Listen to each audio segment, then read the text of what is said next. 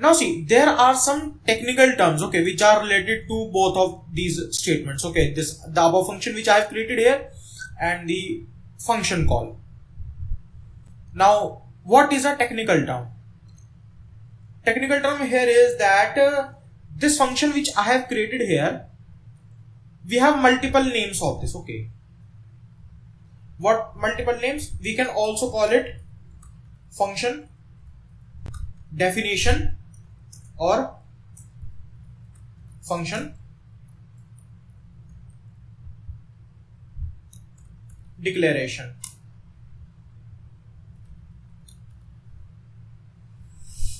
Okay, this is the name which is given to this function, okay, which you create. Either it is a function definition or you can call it a function declaration. Okay, now what is the technical term associated with this? That this is a function call. Now what happens is, when you call this function, so at that time this function definition is invoked.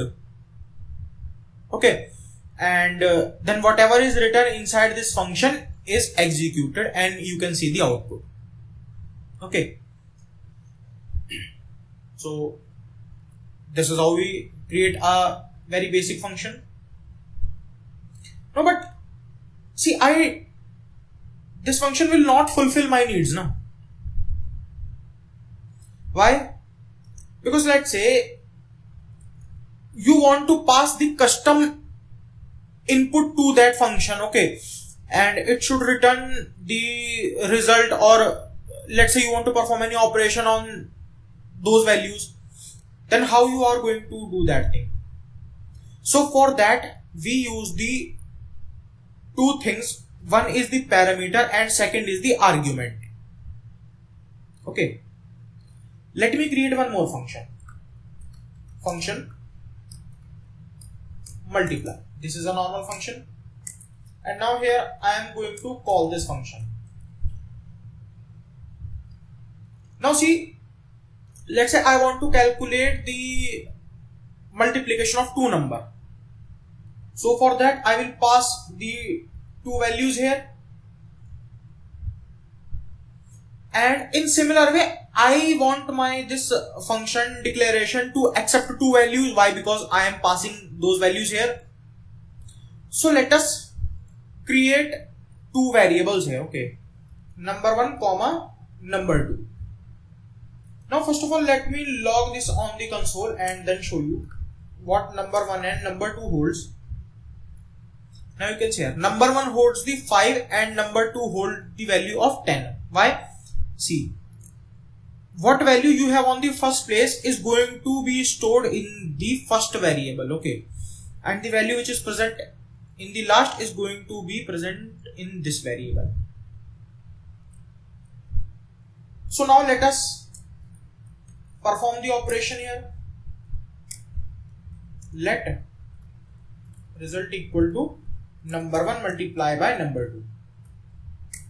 Okay, and in console we are simply going to return the result, and now here you can see the result is 50. It is working perfectly fine.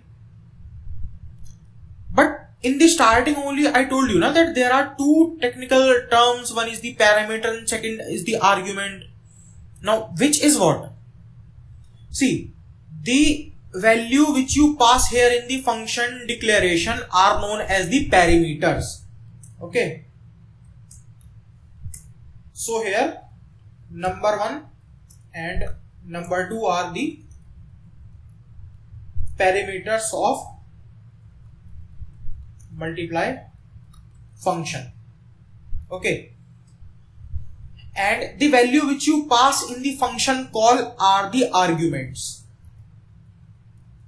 5 and 10 are arguments of multiply function. Okay, that you can call the function as many times as you want.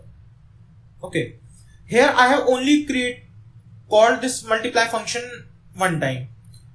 Now let's say I want to call this multiply function another time with some other value. Okay, let's say 4,95. Okay, now see here you get the value which is 380. So you can call the function anytime. Okay, once you have created that. Now see, one more thing we are missing here in this function. What is that? Let's say you have created this multiply function, but the result which you are getting is only getting printed on the console. Okay, but you don't want that thing to happen. Why? Because let's say your further processing depends on the value which you get. But here if you are printing that value, then you are not going to get that on the as a return. Then what you can do in that case? So for that we have to return the result from this function. How we are going to return the result from this function? See, here we have stored the result of both the multiplication of both number. Okay, it is very simple. Just you have to write return keyword. Okay, and after that you can simply write the variable which you want to return. Okay, now let me remove this console.log from the comments, and you can see here that our value is gone from our console. Now why is that? See, because now here on the line number 22 you are calculating the result and you are returning the result on line number 24. But now where you are storing that value which is returned from this function.